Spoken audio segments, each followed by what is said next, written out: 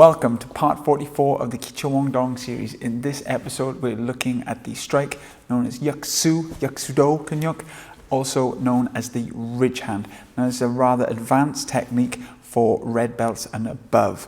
So to start off with, we're going to look at the warm-up. Basically, the main thing you need to realize is the part of the hand you're striking with. It's this triangle part of the hand here, the ridge of the hand. So make sure you tuck the thumb in, and simple tests like connecting with your hand, and also realize that the hand is turned over. Once you realize the striking area, that's pretty much all the warm-up we need. Now, the ridge hand can be thrown from the front hand or the back hand. Usually in traditional line work, it's thrown in a side stance from the front hand and a front stance from the back hand, but can be mixed up depending on the technique. And there are actually two ways to throw the ridge hand. There is the traditional way of the breaking way, the long way coming around, and the quick jabbing way that shoots straight out, more like a fast strike in a combo. So once you realize you can throw it from multiple stances and multiple ways, you need to realize one common thing, that when you throw this strike, whether it is the long way or whether it is the short way, that you keep what's called a micro bend in your arm. Now, I've talked about this micro bend before in other videos, so let me just clarify. You have your straight extended arm. If you struck Yuk Soo Do with this against anything that was vaguely hard, you would put out your elbow.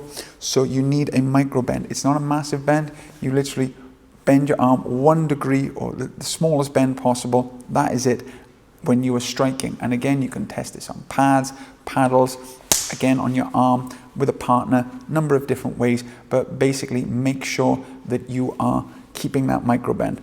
And then with the ridge hand as well is a slight twist.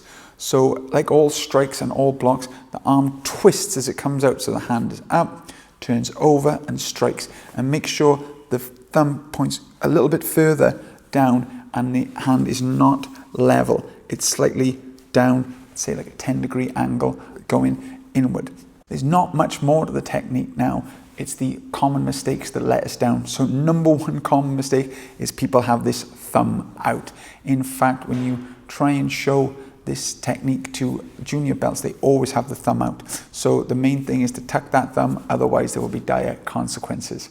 The next common mistake is, like I said earlier, the arm just comes out like a plank of wood, and there is no twist to the hip, there's no twist to the body, and there's no flick of the wrist. So you're missing out vital points to keep the technique in line. And then the last common mistake, again, it's very obvious, but it's just using your arm. The arm moves because you're thinking so much about tipping the hand and making sure the technique is right. There's no waist movement. So what is a very powerful technique, very common in breaking, is just an arm movement, and it really doesn't do anything. So always make sure in all your techniques to use your waist. We're going to go on now to testing the technique once you feel you have it down.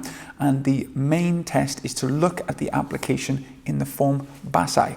In Basai, we have a move where you do about 4 center chops, and then you do this strange move where you lift your hand to your arm. Now, some people bring the back of the hand here like this, and again, when I learned it, learned that it was a block from a staff. Again, I think I was told this to visualize, but really what's happening is you're blocking a hand and then moving in with your cross leg stance.